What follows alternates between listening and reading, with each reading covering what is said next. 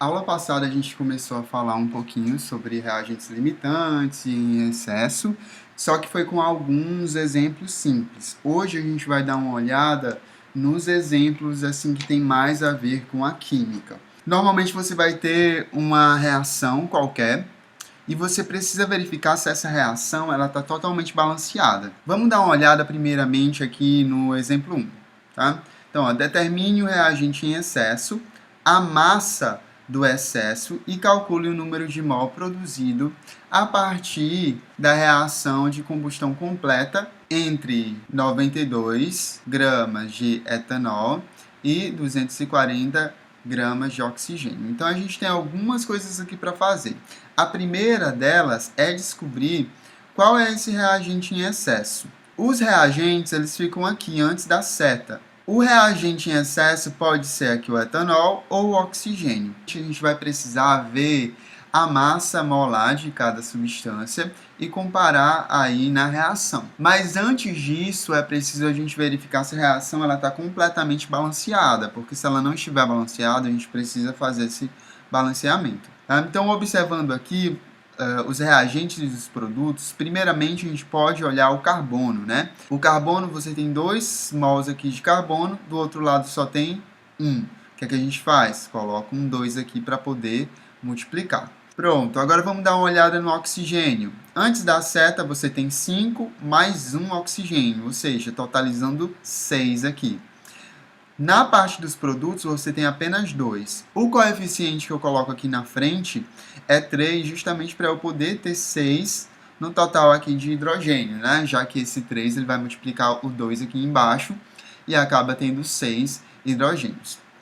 Após isso, eu vou dar uma olhada na minha quantidade de oxigênio. Olhando para cá, eu tenho 2 vezes o oxigênio vezes 2, ou seja, totalizando 4 oxigênios, mais eu tenho 3 oxigênio aqui. Do lado dos produtos, eu tenho um total de 7 oxigênios. Antes aqui da seta, eu preciso colocar essa mesma quantidade de oxigênio.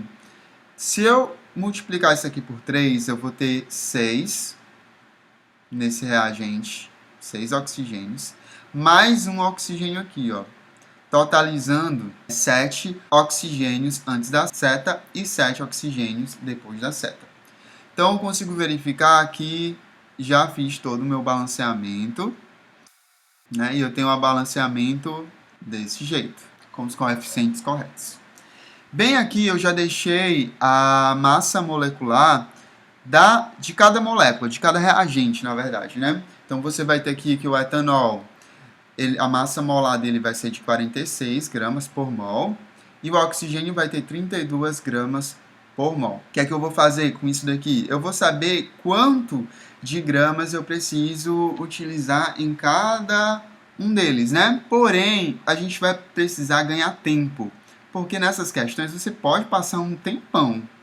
Você precisa ter uma estratégia. Qual é a estratégia? Eu não vou fazer a massa molecular aqui de todo mundo. Eu vou apenas observar quais são os reagentes ou produtos que a minha questão está falando. E ela está falando do etanol e está falando do oxigênio. Então, eu vou focar aqui a minha atenção nesses 2 reagentes.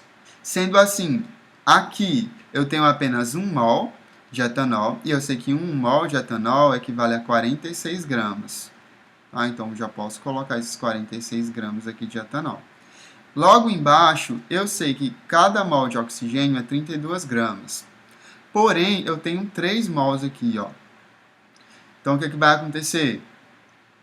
Ao invés de eu já colocar esses 32 aqui embaixo, eu faço a minha multiplicação primeiramente, né? Eu faço 3 vezes 32 gramas. Isso daqui vai ser igual a 96 gramas. Então, observando essa reação, agora eu já sei que eu preciso ter 46 gramas de etanol para reagir com 96 gramas de oxigênio. Eu não preciso me importar com esses outros aqui. E é nessa relação que a gente vai verificar a quantidade que é preciso de oxigênio para reagir aqui com 92 gramas de etanol. Eu posso tanto fazer esse daqui quanto esse. E depois eu preciso interpretar os valores que apareceram. Então eu tenho pela minha relação que 46 gramas de etanol reage com 96 gramas de oxigênio. Eu quero saber a massa que é preciso de oxigênio para reagir com 92 gramas de etanol. Então, vou colocar esse 92 gramas de etanol aqui. E a massa do oxigênio eu coloco como X. X de oxigênio. Por quê? Por que eu estou fazendo essa regra de 3? Porque, num caso, se o número de oxigênio der mais do que isso daqui, eu já sei que o que está em excesso, na verdade, é o etanol. Se o valor de X der inferior a esse valor de 240, eu já sei que o que está em excesso é o oxigênio, porque eu tenho a mais aqui na reação. Então, vamos fazer essa multiplicação. Fazendo minha multiplicação em X, eu tenho 46x igual 92 vezes 96. Aqui eu preciso ser esperto. Por quê? Porque se eu multiplico esses dois aqui, vai dar um número muito grande. Tá? Então eu quero trabalhar de um jeito que eu não precise trabalhar com um número grande. Só se realmente for o último caso. O que é que eu faço? Olho para esse número que tem aqui, ó, 46. Eu preciso passar ele para o outro lado, né, dividindo. E eu posso muito bem fazer o seguinte, ó, deixo o x aqui igual. E vejo qual desses números eu já posso dividir por 46.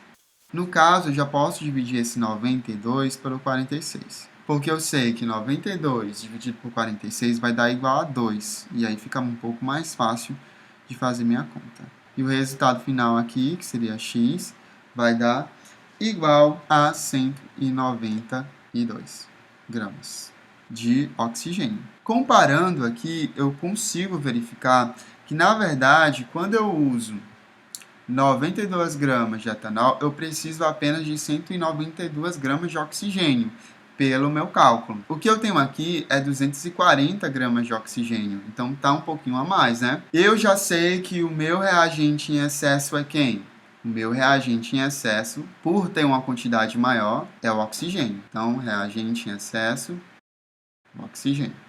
Qual é a quantidade de excesso aqui, a massa do reagente em excesso? É só eu verificar o seguinte, ó. Aqui eu tenho 200, eu coloquei 240 gramas mais de oxigênio.